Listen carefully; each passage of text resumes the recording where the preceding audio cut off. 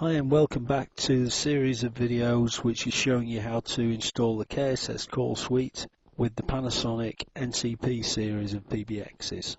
So far you should have been able to configure up the Panasonic NCP PBX using the Universal Maintenance Console, and also you should have been able to install the KSS call suite. If you haven't got to that stage yet, then please refer to the other videos in this series which will show you how to do just that. We're now going to show you how to install the KSS call collector, and to do that you're going to need to have made a note of the PBX IP address and the SMDR port number. If you didn't make a note of it, then we'll be showing you slightly later in this video exactly how you find out what those settings are. Okay, so in the first instance then, just go to the Windows menu, open up the Kelmar Software Solutions and select the collector configuration, which should appear in the list of applications that you've just installed. So go ahead and launch the collector configuration, and when the login screen appears, just click OK.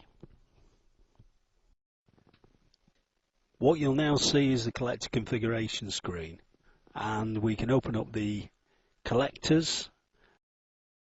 Default collector is called local collector. You're going to configure up a connection within this local collector, and the connection in this instance is going to be a network connection.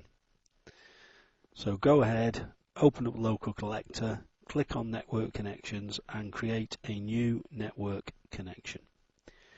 We'll give the connection a name. It can be any name you like, but we'll call this Panasonic SMDR so we can identify it, and we'll put in the IP address of the PBX.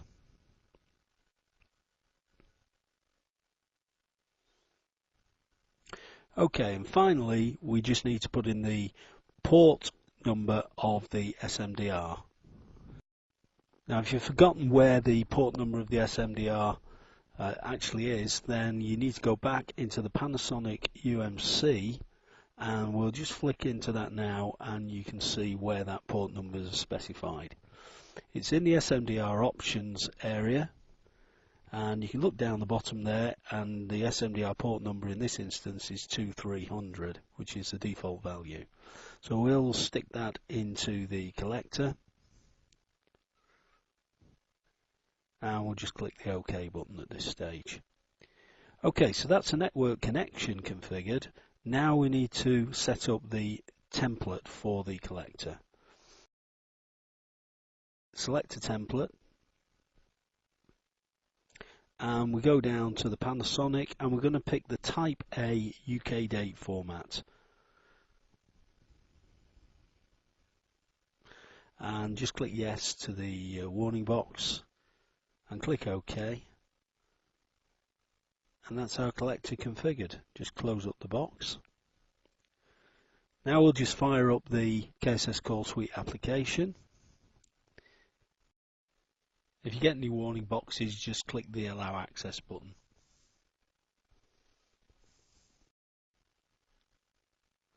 And just click OK to log in. Currently there are no extensions configured, so you may get a warning there.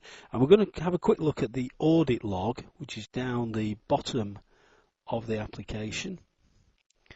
And this audit log gives us a list of system activities and events, and we're really looking for a successful decoder transport start. And if we can see that, then we should be confident that the collector has been installed correctly and is communicating with the PBX. Okay, so that completes the installation of the collector. So far we've configured up the PBX itself using the Panasonic Unified Maintenance Console. We've installed the KSS Call Suite, and we've now installed and configured the collector, which is the service that communicates between the call suite and the PBX. So as far as installation goes, the only thing we've got left to do now is to install the license into the KSS Call Suite, and we're ready to go. So on to the next video.